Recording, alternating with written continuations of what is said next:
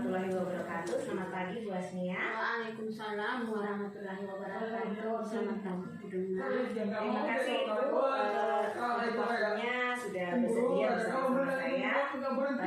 Kali ini saya sebagai JGP diberikan tugas untuk wawancara Ibu selaku kepala sekolah dan sekaligus pimpinan saya sebagai narasumber saya. Nah, yang ingin saya tanyakan dan yang ingin saya wawancarai adalah kasus-kasus yang pernah terjadi di sekolah, Bu. Bagaimana itu Bu cara mengidentifikasi kasus tersebut? Apakah itu merupakan dilema etika atau rujukan moral, Bu? Ada beberapa kasus yang muncul dari siswa. Misalnya terjadinya perundungan atau bullying. Klasifikasi saya dapatkan dari wali murid dan wali kelas. Tentunya setelah kami temukan titik temunya dalam mengambil keputusan, tentu saya akan memusyawarahkan dengan seluruh warga sekolah. Oke, baik Ibu. Seperti yang disampaikan tadi bahwa semua keputusan itu melibatkan seluruh warga sekolah, seluruh stakeholder sekolah, termasuk wali murid dan sebagainya gitu ya Bu. Lalu dari proses pengambilan keputusan ini, menurut Ibu apakah ada kepentingan-kepentingan yang sama-sama benar Bu? Ya tentu ada. Baik, jadi tentu ada ya yang kepentingan sama benar, berarti itu adalah dilema. Baiklah. Lalu prosedur atau langkah apa yang Ibu lakukan pada saat itu ketika pengambilan keputusan itu bertentangan Bu? Saya melakukan pertemuan menyeluruh dari berbagai pihak, baik murid, wali murid dan wali kelas, sehingga informasi tidak secara sepihak. Jadi kami memutuskan itu selesai. Baik, diputuskan selesai gitu ya Bu. Jadi semua pengambilan keputusan yang diambil sudah berpihak kepada murid, begitu maksud Bu Asnia? Ya tentu. Yang tetapi dilakukan adalah dibentuknya grup WA supaya selalu ada informasi ya, dan komunikasi sehingga semua informasi secepat kami dapat dan cepat pula kita tindak lanjuti. Jadi grup WA supaya apapun informasinya bisa cepat segera diterima dan ditindaklanjuti. Baik, dalam pengambilan keputusan tentunya tidak semulus ya Bu yang kita harapkan. Pasti ada halangan dan rintangan yang selalu saja menghambat. Nah, apa nih kira-kira rintangannya dan bagaimana rencana yang Ibu untuk menghadapi rintangan tersebut? Ya, yang sering terjadi itu dua pihak yang berkepentingan sama-sama merasa benar. Terkadang wali murid ini yang tidak terima dalam menghadapi rintangan. Pastinya saya akan mengajak musyawarah.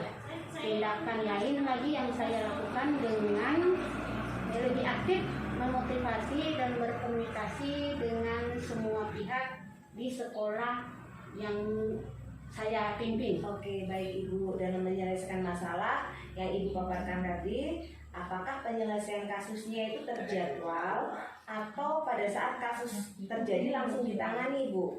Atau masih menunggu beberapa waktu sampai pihak-pihak terkait bisa hadir untuk menyelesaikan masalah? Kalau menurut saya lebih cepat lebih baik.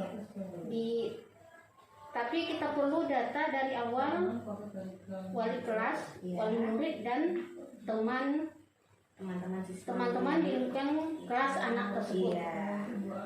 Setelah dirasa perlu ya Bu ya. Ya. Nggak perlu lama waktu langsung diputuskan. Ya. Baik. Dalam pengambilan keputusan ini, Bu Asnia sebagai kepala sekolah, bagaimana nih Bu respon rekan-rekan guru yang lain? Atau selama ini dukungan apa yang mereka berikan kepada Ibu sebagai pimpinan? Rekan-rekan guru semua sangat mendukung. Karena sebelum kami mengundang orang tua wali ke sekolah, terlebih dahulu kita ambil kesepakatan dari dalam sekolah. Baik, terkait tadi ya Bu, pengambilan keputusan ini menurut saya menarik sekali. Yang Ibu sampaikan barusan, ini pertanyaan terakhir ini Bu. Dari semua yang sudah dipaparkan terkait langkah-langkah pengambilan keputusan, hikmah apa yang bisa Ibu petik sehingga bisa membawa kemaslahatan kesejahteraan bagi diri ibu sendiri, bagi orang lain dan lingkungan, sehingga harapannya tidak terulang lagi kasus yang seperti ini. Hikmah yang saya ambil adalah saya berharap kita selalu pantau dan mengajarkan serta memotivasi anak untuk tidak melakukan perundungan lagi, mengajarkan kasih sayang dan saling menghargai menjadi introspeksi kami juga, supaya segala sesuatu harus kita komunikasikan. Iya, betul sekali Bu. Dari apa yang sudah Ibu Asmia sampaikan, paparkan jelas sekali. Tadi dapat disimpulkan bahwa sekolah akan cepat atau segera mungkin menyelesaikan masalah, lalu melibatkan semua stakeholder sekolah dalam menyelesaikannya. Dan selanjutnya akan lebih banyak berkomunikasi antara orang tua, guru, dan ibu selaku kepala sekolahnya. Seperti itu ya Bu ya? Betul Bu. Iya, baik Ibu Asmia, terima kasih untuk waktunya, untuk kesempatannya. Saya akhiri wawancara ini. Wassalamualaikum warahmatullahi wabarakatuh. Waalaikumsalam warahmatullahi wabarakatuh.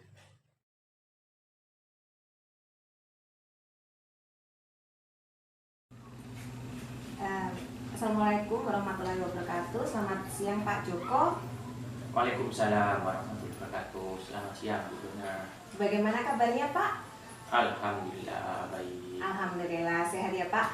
Jadi terima kasih untuk waktunya Pak Joko. Saya sebagai CGP diberikan tugas untuk mewawancarai 2-3 pimpinan sekolah atau kepala sekolah sebagai narasumber saya.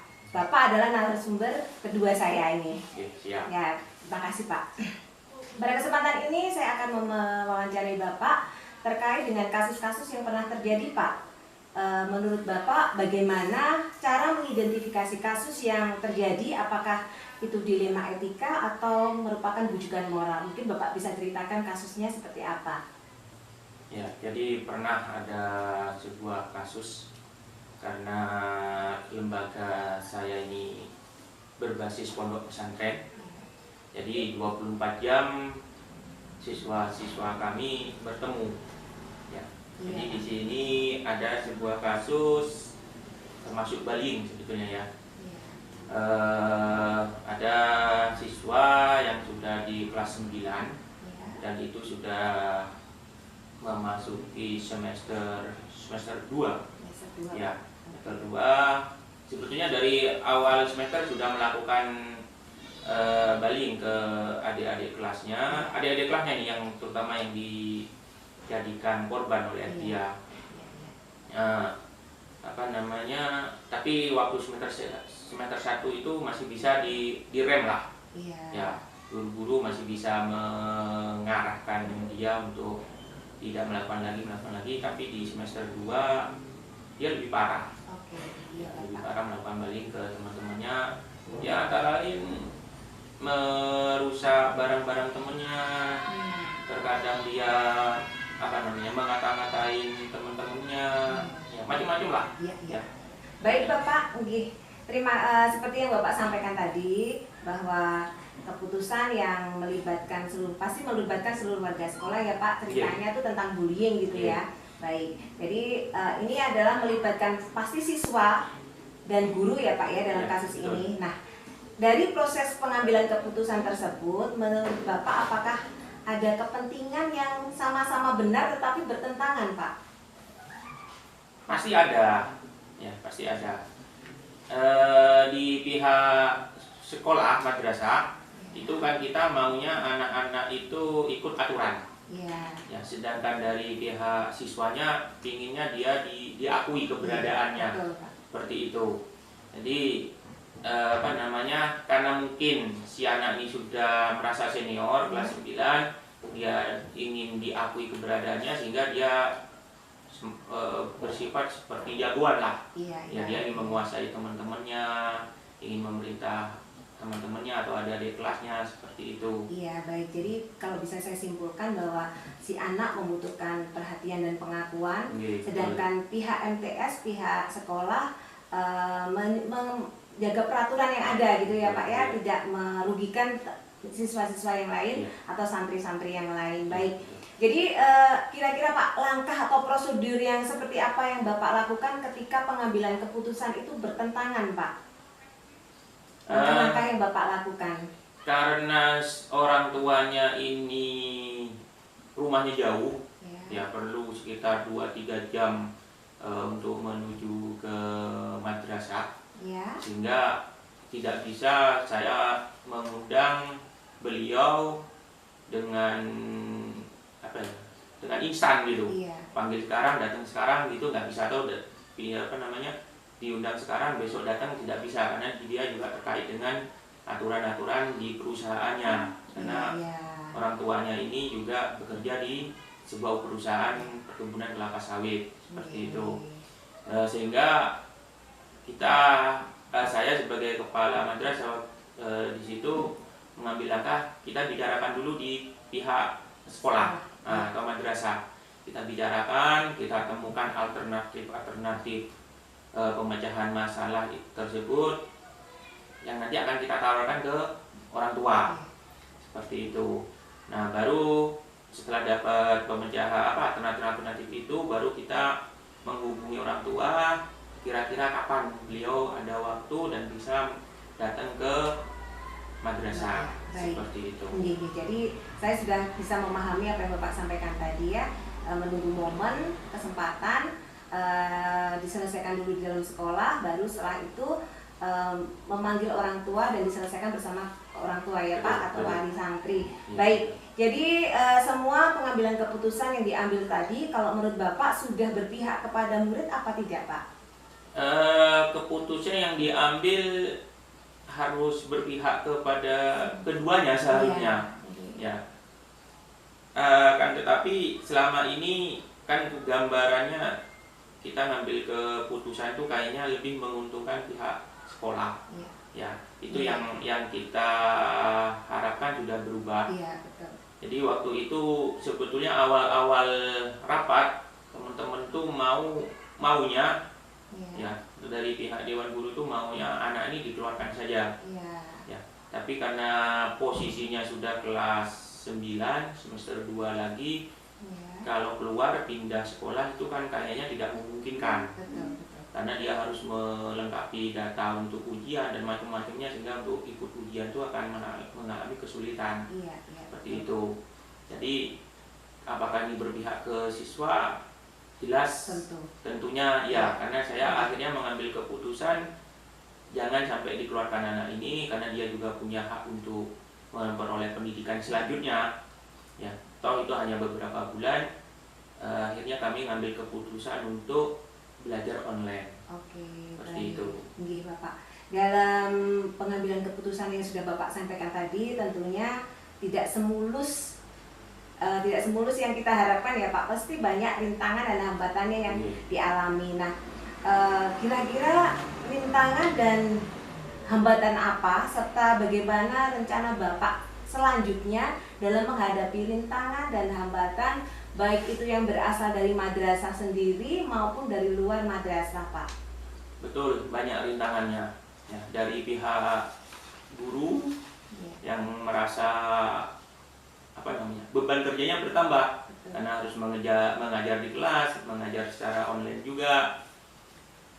Dari siswa juga seperti itu, mungkin karena pantauan dari guru kurang sehingga si siswa ini akhirnya teledor gitu. Yang penting ada komunikasi sebetulnya. Ya, komunikasi dengan guru, kita motivasi para guru bahwa ya inilah tuh memang kewajibannya guru seperti itu, mendidik. Nah, sedangkan dari siswa kita komunikasi dengan orang tua, sekiranya nanti tugas-tugas yang diberikan oleh guru-guru, pelajaran-pelajaran materi-materi yang diberikan oleh guru tetap dipelajari oleh siswa yang bersangkutan, seperti itu. Ya, baik. Dalam penyelesaian masalah tadi, jadi saya bisa menyimpulkan bahwa kasusnya itu terjadwal, berarti ya harus diselesaikan dulu di dalam madrasah. Selanjutnya karena orang tuanya tinggal di perusahaan, susah izin dan sebagainya, akhirnya dijadwalkan kapan waktu bisa diambil keputusan bersama-sama yang tentunya berpihak kepada semua pihak, teristimewa untuk anak-anak kita ya Pak. Baik, terima kasih Bapak. Selanjutnya menurut Bapak bagaimana nih respon-respon teman, rekan guru ya, apakah mereka mendukung dan kira-kira apa nih yang bentuk dukungan yang rekan-rekan guru madrasah berikan kepada Bapak? Responnya cukup baik ya. Jadi sepertinya kalau dari pihak guru mereka merasa bebannya berkurang karena sebelumnya ada masalah yang begitu besar, banyak orang tua yang lain komplain karena anaknya dipalak lah mungkin ya, uangnya diambil entah berapa ribu, barangnya dirusak. Itu kan jadi setelah anaknya ini belajar online pulang ke rumahnya, jadi masalah itu sudah hilang. Jadi juga teman-temannya yang pada waktu si anak ini masih menteror mereka kayaknya mungkin nggak tertekan ya, tertekan teman-temannya, akhirnya agak plong seperti itu. Jadi dan untuk siswa sendiri ternyata kalau sempat bermain ke pondok pesantren itu ya diterima dengan baik. Karena mungkin ada rasa kangen juga sih. Ya ada rasa kangen juga, sudah 2 tahun kumpul seperti itu. Saya kira banyak respon positifnya, banyak. Baik Bapak. Menarik sekali ya Pak apa yang Bapak sampaikan tadi.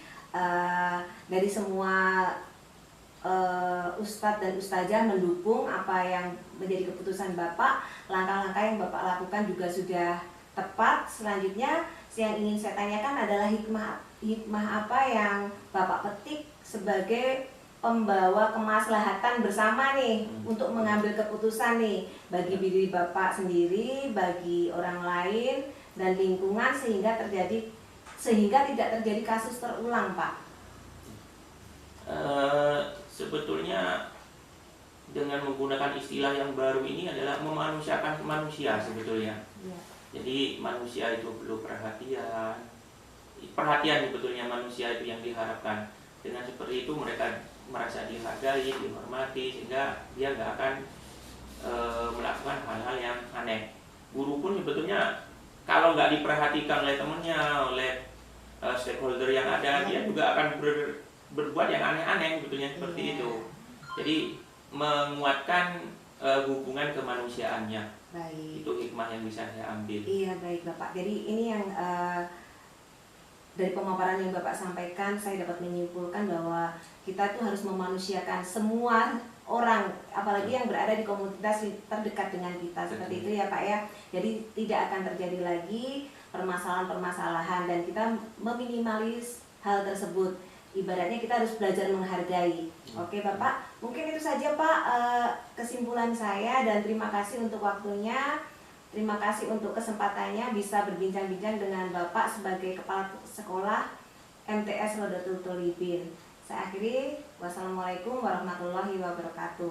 Terima kasih, assalamualaikum warahmatullahi wabarakatuh.